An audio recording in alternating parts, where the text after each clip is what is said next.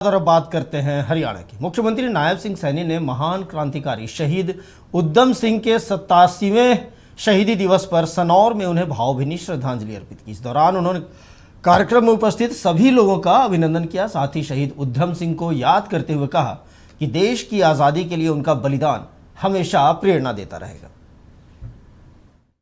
शहीद उद्यम सिंह जी दी ओ कुर्बानी जिन्होंने अपने देश की रक्षा दे लई देश की गुलामी की जंजीरां नूं कट्टण लई जिन्हां ने साथियों कुर्बानी दी है, जिसने दुनिया की सबसे वड्डी साम्राज्यवादी ताकत का साथियों संदेश दिता है कि भारत का बेटा अन्याय को कभी नहीं सहन करेगा।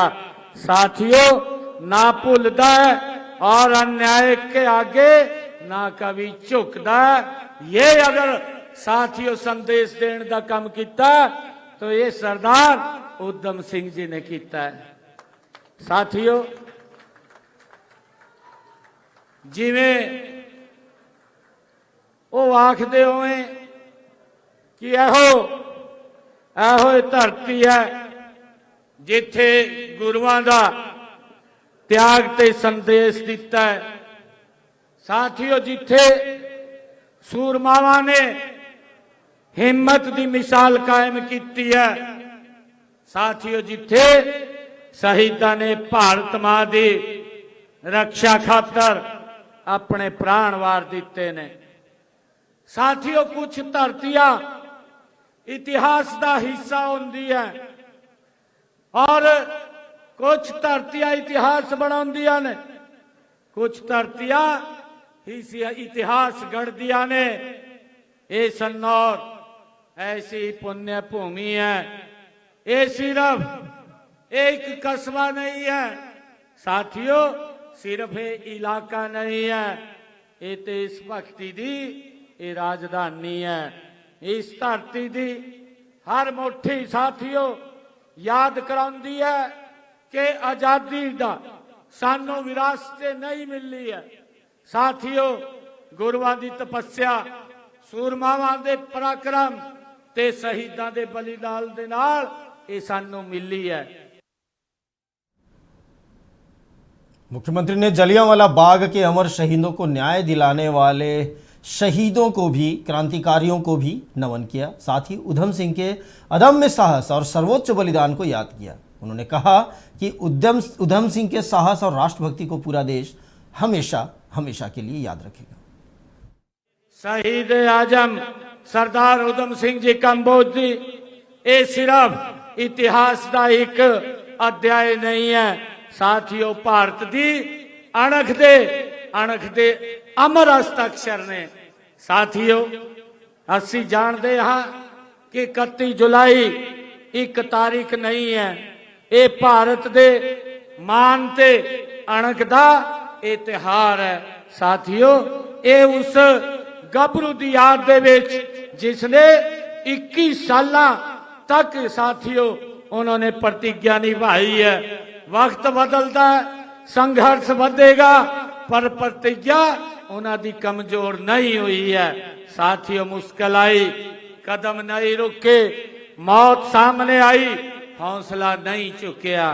साथियों 31 जुलाई 1946 लंदन दी पेंटनल जेल अंग्रेजा ने सोचा कि फांसी नाल क्रांति मुक जाएगी, परंतु साथियों उस दिन एक सोच अमर होगी करोड़ा भारतीयों के मन च आजादी दी साथियों होर बढ़ गई है।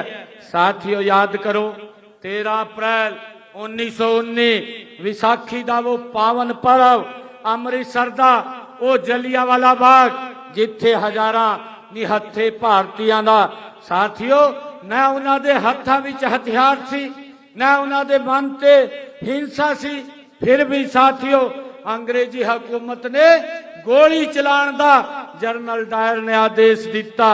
बाग दियां कंधां ते अज भी साथियों गोलियां दे छलनी हुए निशान ने ਧਰਤੀ ਬੇਕਸੂਰ ਲੋਕਾਂ ਦੇ ਲਹੂ ਦੇ ਨਾਲ ਸਾਥੀਓ ਲਾਲ ਹੋ ਗਈ ਸੀ।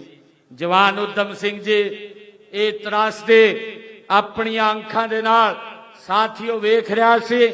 ਉਸੇ ਦਿਨ ਉਹਨਾਂ ਨੇ ਇੱਕ ਪ੍ਰਣ ਕੀਤਾ, ਉਹਨਾਂ ਨੇ ਪ੍ਰਣ ਕੀਤਾ ਇਹ ਸਿਰਫ ਗੁੱਸਾ ਨਹੀਂ, ਇਹ ਸਿਰਫ ਇਤਿਹਾਸ ਦਾ ਅਧੂਰਾ ਅਧਿਆਇ ਪੂਰਾ ਕਰਨ ਦੀ ਉਹਨਾਂ ਨੇ ਸਹੁੰ ਚੱਕੀ ਸੀ। ਸਾਥੀਓ ਉਹਨਾਂ ਨੇ ਭਾਰਤ ਮਾਂ ਦੀ ਉਸ ਮਾਟੀ ਨੂੰ ਉਠਾ ਕਰਕੇ ਆਪਣੇ ਮੱਥੇ ਤੇ ਲਗਾ ਕੇ ਇੱਕ ਸੰਕਲਪ ਲਿੱਤਾ ਕਿ ਜਦੋਂ ਮੈਂ ਇਸ ਘਟਨਾ ਦਾ ਬਦਲਾ ਨਹੀਂ ਲੈ ਲੈਂਦਾ, ਉਹਨੂੰ ਜਨਰਲ ਡਾਇਰ ਨੂੰ खत्म नहीं कर देंदा साथियों, तब तक मैं चैन से नहीं बैठांगा। मुख्यमंत्री नायब सिंह सैनी ने अंग्रेजों को दहाड़ते हुए अमर शहीद उधम सिंह के साहस पर बात की। उन्होंने बताया कि 13 मार्च 1940 को लंदन में माइकल और डायर को गोली मारकर जलियांवाला बाग नरसंहार का बदला लिया गया था। 31 जुलाई 1940 को लंदन की पेंटिनविलिये जेल ने उन्हें फांसी दी। अंग्रेजों को लगा था कि वह शेर को पिंजरा में रख लेंगे, लेकिन शेर पिंजरे के लिए नहीं बना था। साथियों उस वक्त बंदरगाह ते उत्ते सख्त निगरानी होंदी सी, श्रद्धा उत्ते पहरा हुंदा सी, पासपोर्ट दी कड़ी जांच होंदी सी। फिर भी भारत मां दा ਇਹ ਸੂਰਮਾ ਸਾਥੀਓ ਆਪਣੀ ਪਹਿਚਾਣ ਬਦਲਦਾ ਰਿਹਾ, श्रद्धा पार करता रहा।